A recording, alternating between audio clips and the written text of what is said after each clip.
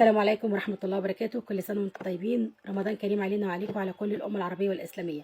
عايزة أحكي لكم حكاية صغيرة كده في دقيقتين. أنا كنت شغالة في مجال الملابس، وربنا أراد إن أنا أشيل الغدة الدرقية من 8 سنين. عملت لي مشاكل صحية كتير في العظام وفي العضلات، فما بقيتش أقدر أشتغل. صفيت المشروع بتاعي، كان ليا مشروع الخاص بتاعي، صفيته وقعدت في البيت. فلوسي كلها خلصت على العلاج. اتجهت لليوتيوب وفتحت قناه على اليوتيوب، وصفات شعر وبشره ومعلومات طبيه، لاني انا مهتمه بالصحه ومهتمه بالمجال الغذائي، علشان عارفه ان صحتنا هي بسبب التغذيه العلاجيه، الصح او الغلط، هي بتتبني على كده.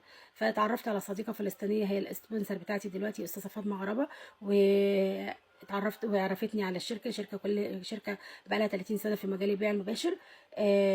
بتزرع وبتصنع وبتسوق لحالها. في نفس الوقت كمان استفدت من كل منتجاتها طبيعيه عضويه اورجانيك، استفدت منها صحيا انا وامي واخواتي واولادهم، كمان استفدنا من كل المنتجات بتاعتهم. كمان استفدت منها ماديا، نزلت لي العموله بتاعتي، لان الحمد لله بفضل ربنا عملت فريق، والفريق شغال، فريق ممتاز، وان شاء الله هيكبر ويكبر ويكبر. ولو انت حابه تبقي من فريقي، تعالي وراسليني على الخاص، وانا اقول لك ده ادربك واعرفك واعمل لك العضويه مجانيه وكل حاجه مجانيه، مشروع بدون راس مال. ومادام مشروع بدون راس مال يعني عامل المخاطره هنا مش موجود.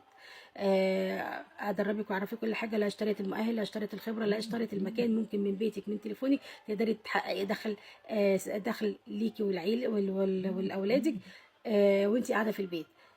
انا عندي عمولة، وانا اشتغلت، وانا حققت دخل وحققت نفسي وحققت ذاتي بعد ما كانت الدنيا قفلت خالص في وشي، وسبت مجال شغلي وسبت حياتي كلها، وربنا فتح لي مجال تاني، وبقى لي اصدقاء كمان من كل الوطن العربي.